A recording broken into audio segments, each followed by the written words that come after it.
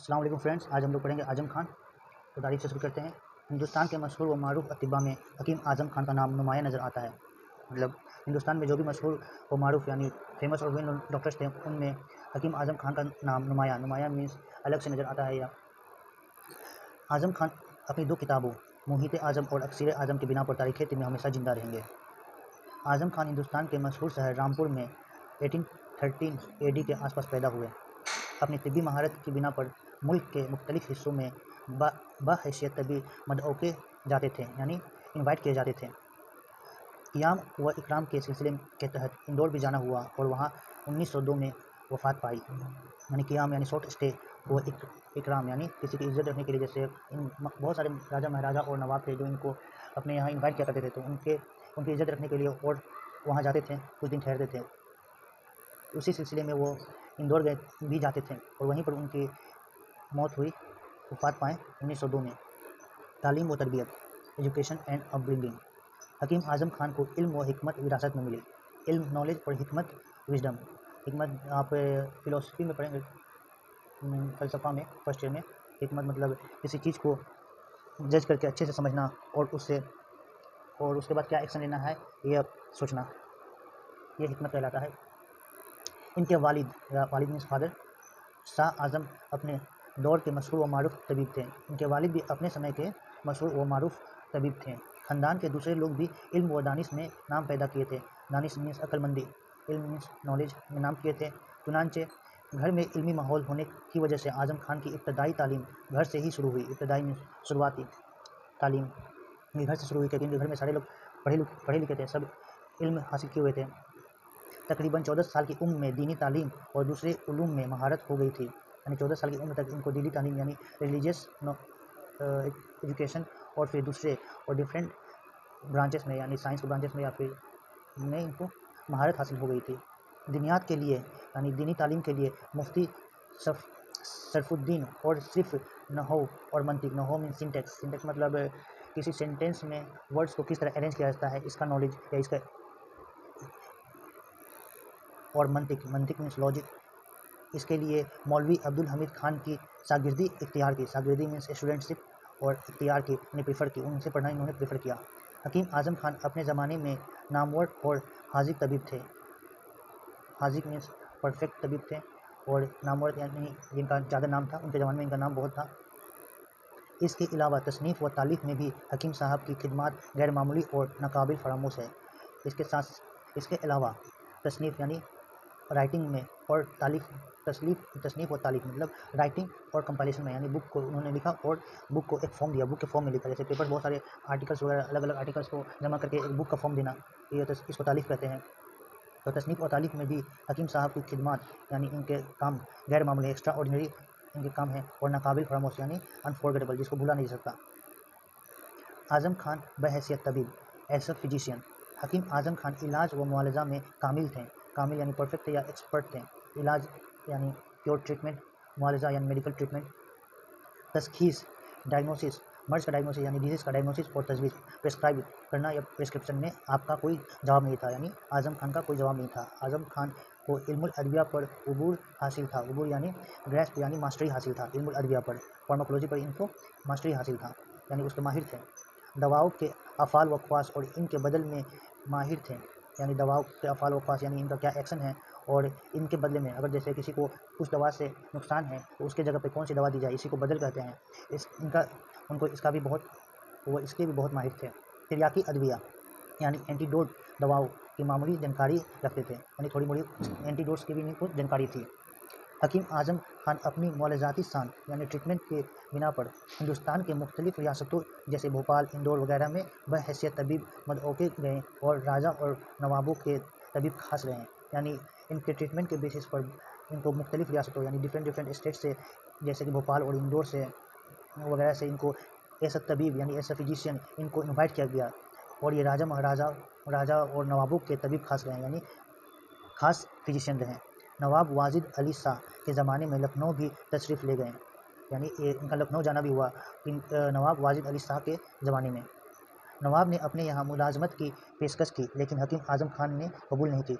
नवाब ने इनको अपने यहाँ काम करने की पेशकश रखी पर इन्होंने उसको कबूल नहीं की, यानी उन्होंने मना कर दिया। Azam Khan बहैसियत मुसन्निफ़ as an author. हिंदुस्तानी अतिबा में हकीम आज़म खान जैसा मुसन्निफ़ और कोई नहीं, यानी इंडियन डॉक्टर्स यानी डॉक्टर्स में हकीम आज़म खान जैसा मुसन्निफ़ राइटर या ऑथर कोई नहीं है। अगरचे आज़म खान के नाम के आगे किताबों की लंबी फहरिस्त नहीं सिर्फ चंद किताबें ही दर्ज हैं।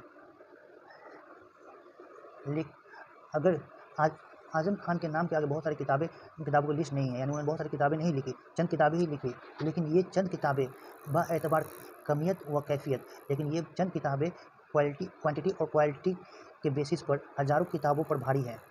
हकीम साहब की तमाम किताबें फ़ारसी ज़बान में है, फ़ारसी यानी पर्शियन लैंग्वेज में है। पर्शियन लैंग्वेज वो लैंग्वेज जो ईरान में बोली जाती है और हिंदुस्तान में अंजाम पाने वाली तिब्बी तसनीफ़ व तालीफ़ का महवर है। महवर यानी सेंटर है, यानी हिंदुस्तान में जो राइटिंग और कंपाइलेशन है उस सब के लिए ये एक सेंटर काम करती है किताबें उनकी। आज़म खान की तसनीफ़ात दर्ज झेल है, यानी फॉलोइंग्स उनकी राइटिंग्स हैं, यानी उनके बुक्स हैं जो उन्होंने लिखी थी।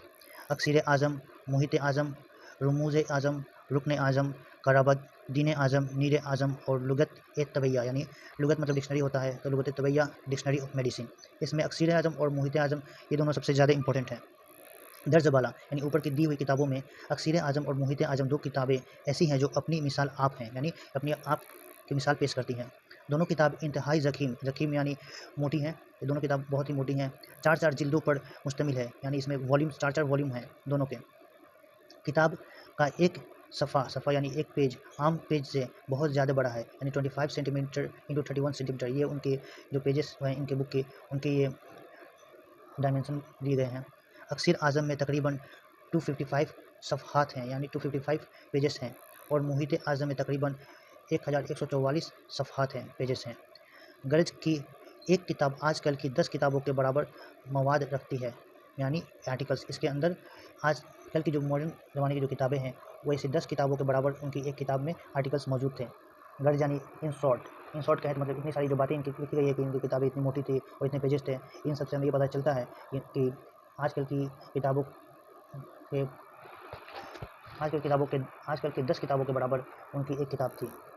अक्सीर आज़म मौलज़ात पर है, यानी मेडिसिन पर है, जिसमें अमराज खसूसी यानी स्पेशल या रेयर डिजीज़ और उमूमी यानी जनरल कॉमन डिजीज़ दोनों की माहियत, मॉर्फोलॉजी, अलामात, सिम्टम्स और तशख़ीस, डायग्नोसिस व तजवीज़, प्रेस्क्रिप्शन मुफस्सल यानी डिटेल तौर पर तहरीर की गई है, यानी डिटेल तौर पर डिस्क्राइब की गई है। आज़म खान ने इस किताब में अतिबा मुतक्करीन यानी इंपॉर्टेंट डॉक्टर्स यानी उनके दौर के इंपॉर्टेंट डॉक्टर्स के तजुर्बात एक्सपीरियंसेस को निचोड़ कर पेश किया है इसमें। मुहित आज़म इल्मुल अदविया पर अपनी नोयत की मुनफरिद किताब है, यानी अपने तरह की, यानी उस दौर की जो किताबें हैं या फिर जो इल्मुल अदविया पर लिखी गई हैं उनमें से ये सबसे यूनिक या स्पेशल किताब थी। किताब का मुकद्दमा ही इतना मुफस्सल और जामे है कि इसको पढ़कर इल्मुल अदविया के हर पहलू से वाक़फ़ियत हो जाती है, यानी किताब का मुकद्दमा यानी इंट्रोडक्शन इतना मुफस्सल है, यानी इतना डिटेल में है और जामे है, यानी सारी चीज़ों को कंप्राइज़ करता है, सारी चीज़ों के बारे में बताया गया है डिटेल में इसके इंट्रोडक्शन में, कि इसको पढ़ के इल्मुल अदविया के हर पहलू के बारे में आपको पता चल जाता है। इल्मुल अदविया के पहलू यानी टॉपिक्स के बारे में सब पता चल जाता है। इसमें आज़म खान ने अदविया से मुतालिक यूनानी से लेकर हिंदुस्तान तक के मालूमात यकज़ा कर दी हैं, यानी इसमें आज़म खान ने दवाइयों से मुतालिक अदविया यानी दवाओं से मुतालिक यूनानी से लेकर हिंदुस्तान तक के सारे मालूमात जितने भी जानकारी उनको पता थी उस सबको इसमें यकज़ा यानी एक साथ कंपाइल कर दिया है, यानी इसमें समेट दिया है। ये किताब इल्मुल अदविया का इंसाइक्लोपीडिया है।